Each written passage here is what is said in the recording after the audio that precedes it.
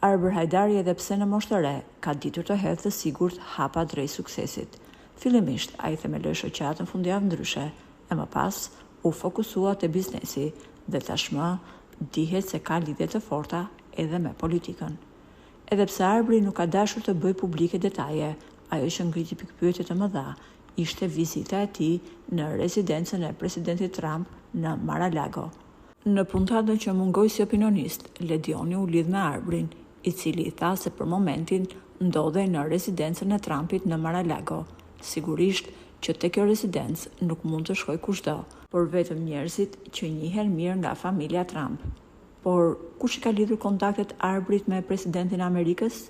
Dihet se Arbri është dhëndër në familjen Devolli në Kosovë. Vjerri i Arbrit ka patur marrëdhënie shumë të mira me Trump, për shumë vite madje i ka dhuruar edhe një dyshek komodita të personalizuar Trumpit, ku si detaj ishte vendosur te ky dyshek emri dhe mbiemri, madje dhe firma e presidentit Trump e qëndisur me fije ari. Edhe kur presidenti i Amerikës ka martuar vajzën e tij Tiffany, të ftuar nderi kanë qenë edhe vëllezërit Devolli me bashkëshortet e tyre.